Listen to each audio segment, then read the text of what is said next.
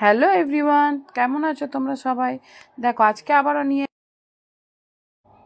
পনির চানা মশলা। পনির চানা মশলাটা বানানোর জন্য আমি এখানে কাবলি ছোলাটা প্রায় 6-7 ঘন্টা মতো ভিজিয়ে নিয়েছি।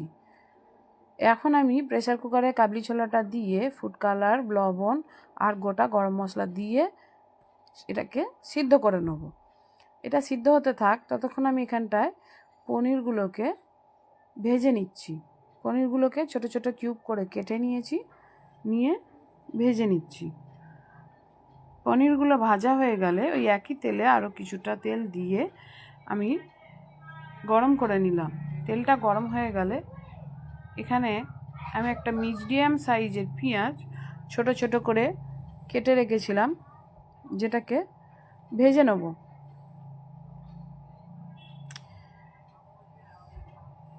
পেঁয়াজটা ভালো করে ভেজে নিয়ে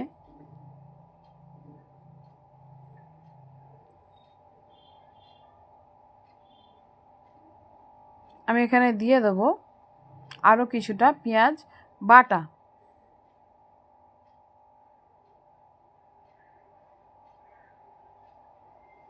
পেঁয়াজ বাটাটা দিয়ে ভালো করে কষাতে হবে, যাতে পেঁয়াজের কাঁচা গন্ধটা চলে যায়।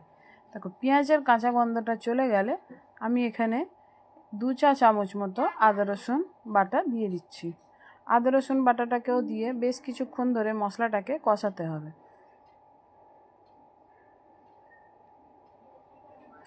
আর কোনো রকম জল আমি এখন এখানে ব্যবহার করব না।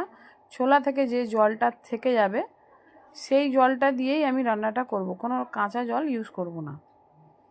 দেখো এগুলো ভালো করে কষিয়ে নিলে এখন আমি এখানে দিয়ে দেবো একটা টমেটো বাটা। টমেটোর বাটাটাকে দিয়ে আবারও কিছুক্ষণ ভালো করে কষিয়ে নিচ্ছি।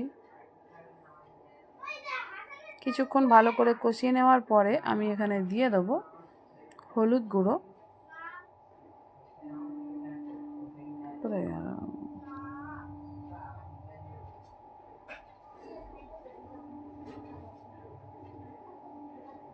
লঙ্কার গুঁড়ো।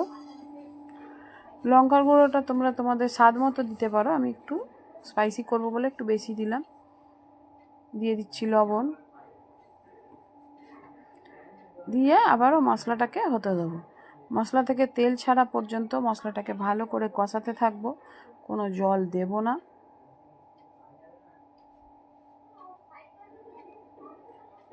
দেখো মশলাটা ভালো করে কষানো প্রায় হয়ে গেছে।